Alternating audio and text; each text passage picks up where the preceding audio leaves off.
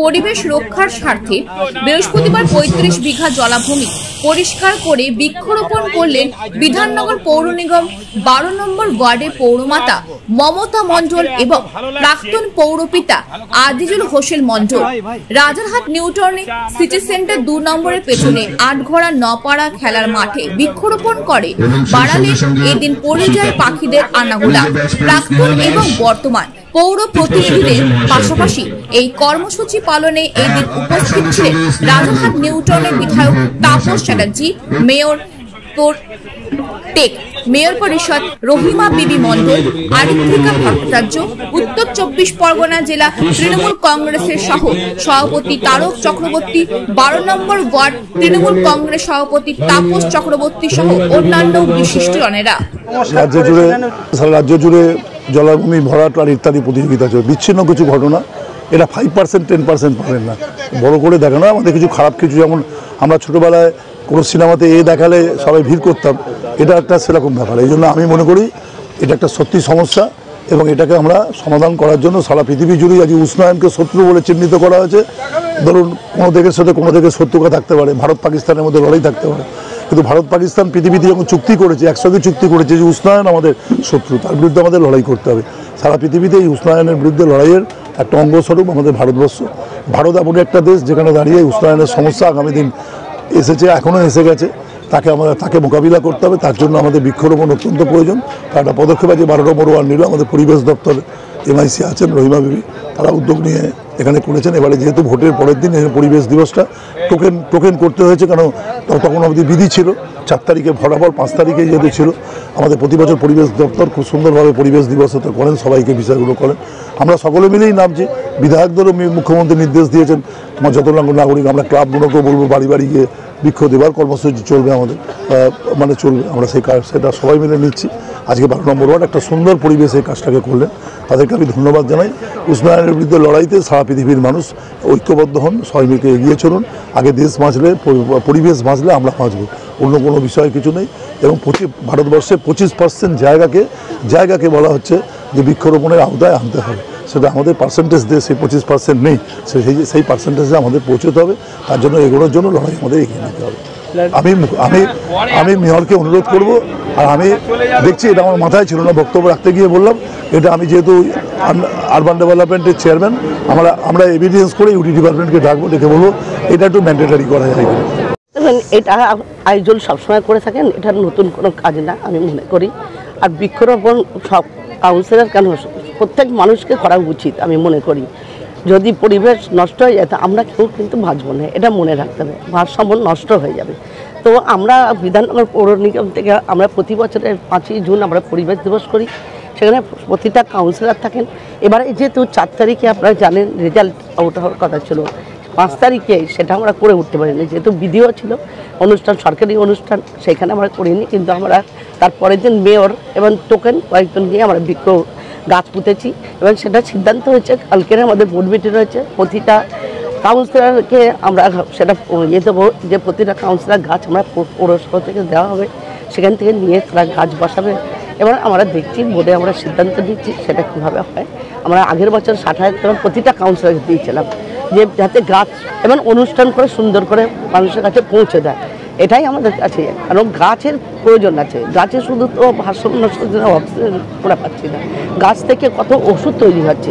আজকে আপনারা বলুন, এই যে বলছেন জলাশয় আপনারা বলছেন, এটা তো বাস্তব। কিন্তু তারপর যেটা বললাম মানে কয়েকজন বদমেশ করে কয়েকজন করেন, তারপরে কিছু মানুষ আছেন যেখানে পুকুর নয় সেটাকে বাস্তবে রয়েছে, সেটাও বলছে পুকুর। বিশ্ব যখন উষ্ণতার তাপমাত্রা সীমা ছাড়িয়ে যাচ্ছে, তখন আমরা মনে করেছি যে বৃক্ষরোপণই একমাত্র মূল উদ্দেশ্য, যাতে পরিবেশের ভারসাম্যটা রক্ষা করা যায়।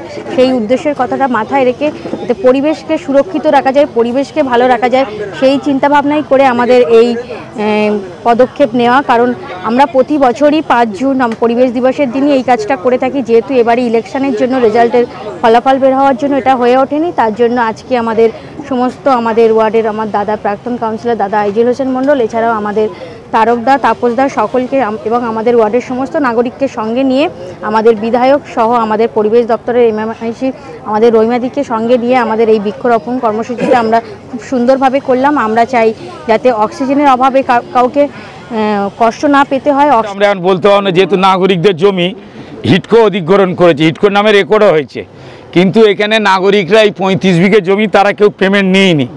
এখানে আমি কোনো বেআইনি কিছু করতে পারবো না আমার ওয়ার্ডের নাগরিকদের স্বার্থে, আমারও স্বার্থে। আমাদেরও জমি আছে 3 বিঘা। অতএব এখানে একটা গতবারে খুব ডেঙ্গু হয়েছিল, এখানে পানাবন একদম ভরে গেছিল। এবারে আমি প্রচুর টাকা খরচা করে সংস্কার করে এখানে মাছ ছেড়েছি, প্রয়োজন মনে করেছি। এখানে পরিযায়ী পাখি আসা শুরু করেছে, পাখিদের একটা বসার জায়গা চাই, তার জন্যে গাছ লাগানো চাই। তাহলে এমনি পরিবেশ বাঁচাতে গেলে আমাদের গাছ লাগাতে হবে, সেই সব ভেবে আজকের আমরা 40টা গাছ লাগিয়েছি। এবং আগামী দিনে শুনলেন বিধায়ক বলল, পরিবেশ দপ্তরের MMIC রইমাদি বলল, মমতা বলল, আগামী দিনে আরও গায়ে দেবে, আরও আমরা ওয়ার্ডে বিভিন্ন জায়গা লাগাবো। এটা বাঁই দিয়ে খেয়েছি, এটা সংরক্ষণ করার জন্য। একটা গাছ বসিয়ে চলে গেলাম, পরের দিন ছাগল খেয়ে নিল, সেটা আবার মিডিয়া ছবি তোলে। আমি ওই কাজটা করতে রাজি না। এখানে জমি হারাদের নিয়ে গাছ পোতা হলো, এখানে একটা সুন্দর বেড়া দিয়ে এখানে নির্দিষ্ট লোক দেখভাল করবে, সুন্দর একটা পরিবেশ এখানে তৈরি হবে। আর শীতের সময় আশা করি এখানে মনে করি একটি গাছ একটি প্রাণ, এর থেকে বড় কথা আর কিছু হতে পারে না। যেভাবে গ্লোবাল ওয়ার্মিং হচ্ছে এবং উষ্ণতা যেভাবে বাড়ছে, আমাদের সকলের উচিত, যারা আমরা সামাজিক কাজকর্ম করি, আমাদের সকলের উচিত যে কোনো অনুষ্ঠানের সঙ্গে সঙ্গে বৃক্ষরোপণটা দরকার।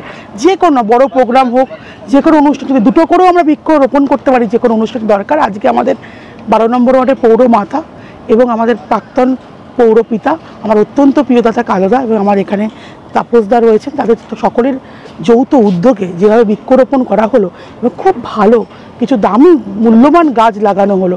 আমি কালোদাকে এবং মমতাকে অনেক ধন্যবাদ জানাচ্ছি। আমাদের বিধায়ক একদম সকাল সকাল এসে আজকে এই ভালো কাজটা দিয়ে দিনটা শুরু করলেন। আমাদের বিধায়ক, আমরা নিজেরাই সবাই ভুক্তভোগী। এবারে যেভাবে তাপমাত্রাটা বেড়েছে, মানুষ আস্তে আস্তে বুঝতে পারছে যেভাবে আমাদের পরিবেশটা ধ্বংস হয়েছে। কেন আমাদের যেভাবে পুকুর ভরাট বিভিন্ন জায়গায় হয়েছে, যেটা তালুবাবু বললো, সব জায়গায় না, কিছু জায়গায় হয়েছে বেআইনিভাবে পুকুর ভরাট। সেইগুলোকে আমাদেরকে মানুষকে বোঝাতে হবে, মানুষের মধ্যে বিশেষভাবে প্রচার করতে হবে। কেন পরিবেশ যেভাবে হারাচ্ছে দিনকে দিন, সেই পরিবেশকে ঠিক রাখতে গেলে আমাদের গাছকে লাগাতে হবে, গাছকে বাঁচাতে হবে। একটা গাছ একটা মানুষের প্রাণ বাঁচাতে পারে। যেই জায়গায় যেখানে দেখা যাচ্ছে মানুষ অসুস্থ হয়ে পড়ছে, তাই আমাদের শুধু একটা কটা গাছ লাগালেই হবে না, এটাকে মানুষকে সচেতন করতে হবে, মানুষকে বোঝাতে হবে যে গাছ কাটাতে গাছ লাগান। কেন মমতা ব্যানার্জির দল করি আমরা যেরকম বলি, একটা জীবন একটা রক্তদান, রক্তদান মানে জীবনদান, ঠিক সেরকমভাবেই একটা গাছ মানে একটা মানুষের জীবন এবং একটা পরিবেশ বাঁচাবার জায়গা।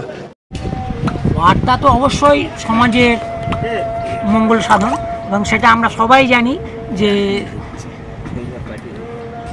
এখন গ্রীষ্মকাল, গরম পড়ছেই, কিন্তু সারা বছর ধরেই গরমের পরিমাণ খুব বেড়ে গেছে। তার কারণ বিশ্ব উষ্ণায়ন হচ্ছেই এই কারণে যে আমাদের যে নতুন যে নগরায়ন হচ্ছে, প্রচুর গাড়ি বেরোচ্ছে। সমাজ যত উন্নত হবে, পরিবেশ দূষণ তত বাড়বে। এটা থেকে একমাত্র বাঁচার উপায় হচ্ছে বৃক্ষরোপণ। তার কারণ বৃক্ষ তো শুধু অক্সিজেন দেয় না, পরিবেশ বা বাতাসকে পিউরিফাইও করে। এবং একটা গাছ একটা প্রাণ আগে কথা বলা হতো, কিন্তু এখন আর এইটা বলা হয় না। এখন বলা হয় একটা গাছ পুরো একটা সমাজের ভবিষ্যৎ। তা আজকে যে 12 নম্বর ওয়ার্ডের বৃক্ষরোপণ হলো, এটা আমাদের ভারতবর্ষের বন মহোৎসব উৎসব চলে জুলাইয়ের প্রথম সপ্তাহ। তারই অঙ্গ হিসেবে এখন নানা ব্যস্ত থাকার ফলে আমাদের